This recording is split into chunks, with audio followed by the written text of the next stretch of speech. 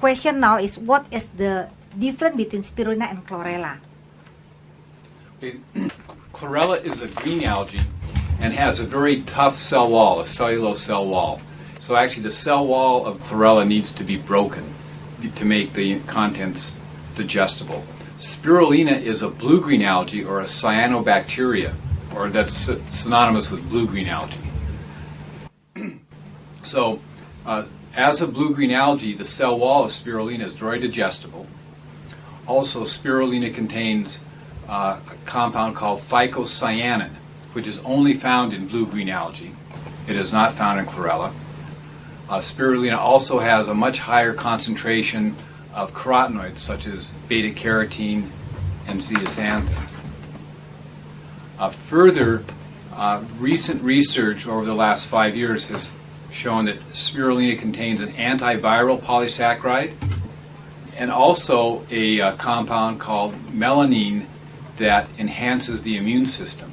And phycocyanin, it really is a unique compound.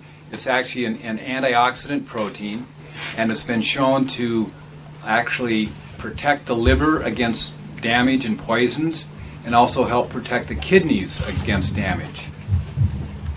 And we have some scientific papers on that, where rats were intentionally fed a compound that would cause kidney damage, kidney failure. And when they ate phycocyanin first, kidney damage was avoided. So it's very unique things about spirulina is it's antiviral, it stimulates the immune system, has phycocyanin, and also has very high levels of beta-carotene and zeaxanthin.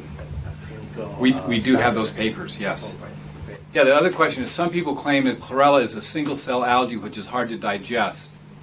And indeed, chlorella is a single-cell algae, and it has a very tough cell wall with cellulose, and it is hard to digest.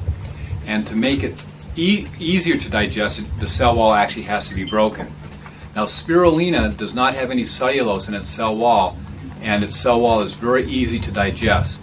But spirulina is actually a multicellular microalgae. But all the cells are the same. It grows in a large coil, like this picture up here, and you can see the individual cells, although that's an artist's picture. But those are many cells, maybe 50 or 60 cells in a spiral wound shape. But when the spirulina is dried, it breaks apart, but the cells are very easy to digest.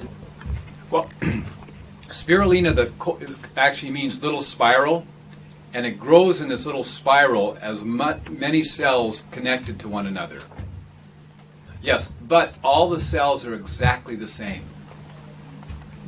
They're identical. They join together and form a line, and it coils. But the cell walls of spirulina are very easy to digest, and the protein in spirulina is very easy to digest. Okay. Oh, the best strain and species of spirulina we actually think is what we're growing here at Sanotech, Spirulina Pacifica. And the reason for that is we've actually cultured spirulina continuously here at Sanotech since 1985. That's when we started, yes. And we started, the original strain of Spirulina Pacifica was Spirulina platensis.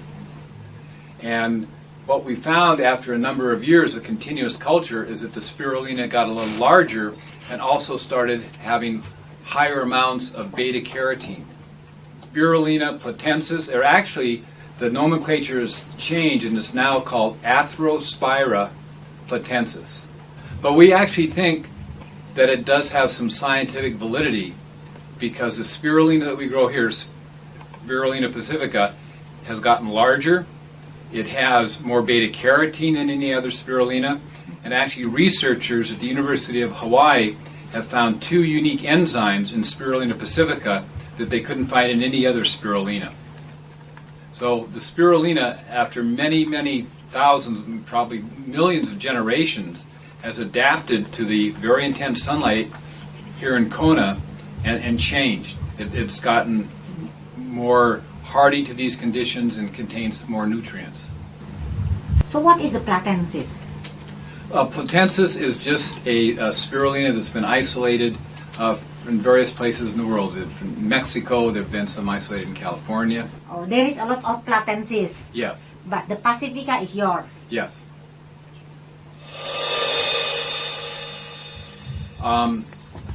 Comparison between chlorophyll levels of spirulina and chlorella. The chlorophyll levels of chlorella is a bit higher than in spirulina.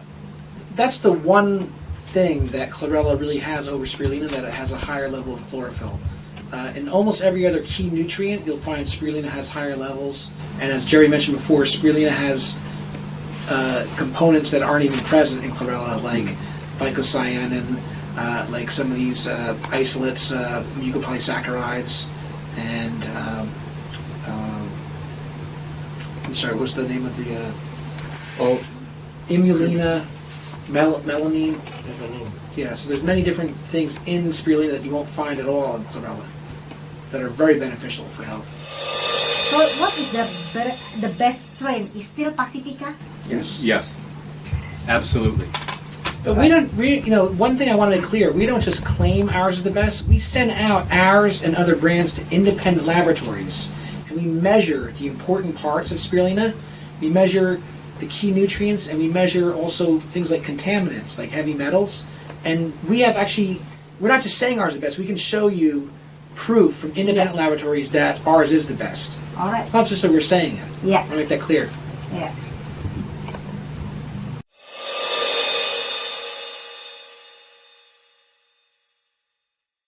Lisa, I want to tell you about liquid spirulina, okay? In spirulina, there are many different types of nutrients. Some of the very important nutrients in spirulina are oil soluble. Oil soluble means that it won't mix with water. Now, there are other components that are water soluble. We talked before about phycocyanin. That's water soluble. Okay, now, for example, there's carotenoids in spirulina. There's zeaxanthin and beta-carotene, which are very good for your eyes. If you take a water extract of spirulina, you won't get any zeaxanthin, you won't get any beta-carotene. It won't do anything to help your eyes. The only good way to take spirulina is a tablet or a powder. A liquid water extract will not have all the components. So why that?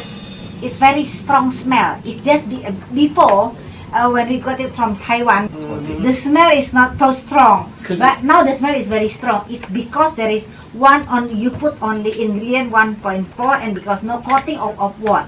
Yes. Just because no coating. No coating. Yeah, that's absolutely true. Is it dangerous for the coating? It depends what kind of coating they use. And to tell you the truth, we didn't have access to all of their processes, and we didn't do any quality control on the finished product back then. That's why it's very important now.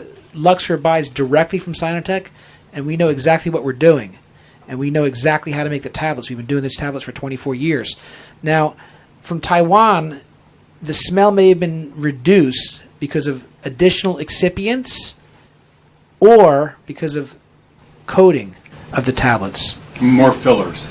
What is, you get GRAS certificate. What is this? What is this? So you can get the GRAS. What is the level? Actually, the safest certification that the FDA can provide is GRAS. GRAS means generally regarded as safe. And when a substance gets GRAS status, it can be used in any food and any supplement. It can be put into drinks. It can be put into power or health bars. It can be put into breakfast cereals, chewing gum, and anything, because it has been recognized that it's a safe component for human use under any conditions. And that's the spirulina that Sinotech produces has achieved that GRAS status from the U.S. FDA. Sinotech spirulina and the one other U.S. manufacturer.